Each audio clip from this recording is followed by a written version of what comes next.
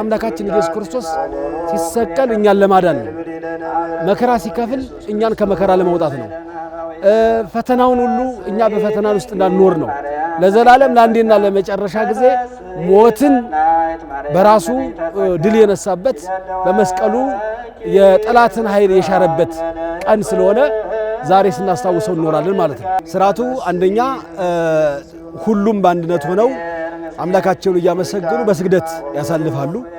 የተሰቀለልን ኢየሱስ ክርስቶስን ያንተ መከራ ይሄ እኮ አይገባህም ነበረ፣ ያንተ ስቃይ ይሄ እኮ አይገባህም ነበረ እያሉ ሁሉም በዜማ አምላካችን ኢየሱስ ክርስቶስ አዳኝ ነህ፣ ቤዛ ነህ እያሉ ካህናቱ ደግሞ በዜማ ራሳቸውን በስግደት አምልኮታቸውን የሚገልጹበት ዕለት ነው። በመንግስት በመጣ ጊዜ አስበን ከተባለ በኋላ ሁሉ ስርዓቱ ካለቀ በኋላ የመጨረሻዋ የጥብጠባ ስርዓት ይከናወናል። ያ ማለት ሰዎች የበደሉትን ያጠፉትን በደላቸውን ንስሐቸውን እየተናዘዙ በዚያ በወይራው ይጠበጥባሉ ወይም በወይራው በነሱ ራሳቸው በመስጊድ እየተመታ ያደረጉትን ንስሐ ይናገራሉ በካህኑ ፊት። እሱ ደግሞ በወይራ የበደላችሁት በመስቀሉ ድህነት አገኛችሁ፣ ከዚህ በኋላ ሰላም አገኛችሁ፣ ረፍት አገኛችሁ ብሎ ይሄ በዓል በዚህ ይከበራል ማለት ነው። ልክ ኖህን እንዳበሰረችው ርግቢቷ እንዳበሰረችው ሁሉ እኛ ደግሞ እንደዚህ ምእመናኑን የድህነታችን ዕለት ነው እያል ያንን ለማሰብ ያንን ለማስታወስ በወይራ እየተጠበጠበ 12 ጊዜ አቡነ ዘበሰማያት 41 ጊዜ ቸራላሱን እያላችሁ ስገዱ እየተባለ ለምእመናን ይነገራል፣ ይሰጣል ማለት ነው።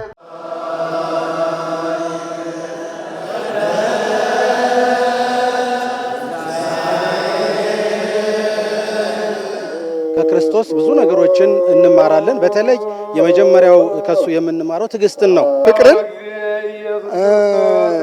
መዋደድን፣ መቻቻልን፣ ፍጹም አንዱ ለአንዱ መኖርን ክርስቶስ ለኛ እንደኖረልን ሁሉ ለኛ እንደከፈለን ያም እኛን ለመሰሉት ሌሎቹ መክፈል እንዳለ ፍቅር ማሳየት እንዳለብን ይሄን እንማራለን።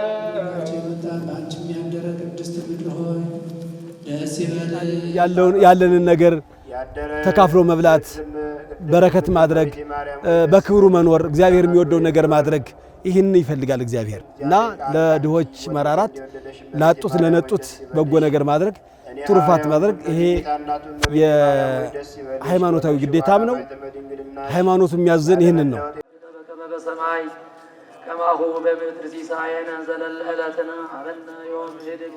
ምእመኑ ማሳለፍ ያለበት በፍቅር በአንድነት በስምምነት የተጣላውን ይቅር ተባብሎ ድሆችን በማሰብ ለኔ ሳይሆን ላንተ ላንቺ አንቺ ትብሽ አንተ ትብስ ተብሎ እሱ ሕይወት ሰጥቶናልና እኛ ደግሞ ለወንድሞቻችን እንደዚሁ ያለንን ሁሉ ሰጥተን በፍቅር በሰላም በአንድነት ከጎረቤትም ከጓደኛም ከሁሉ በሰላም በፍቅር እንዲያብሉት እመክራለሁ።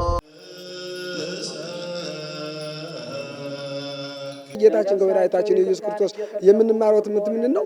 ትዕግስትን፣ አንዱ ለአንዱ ማዘንን፣ መተባበርን።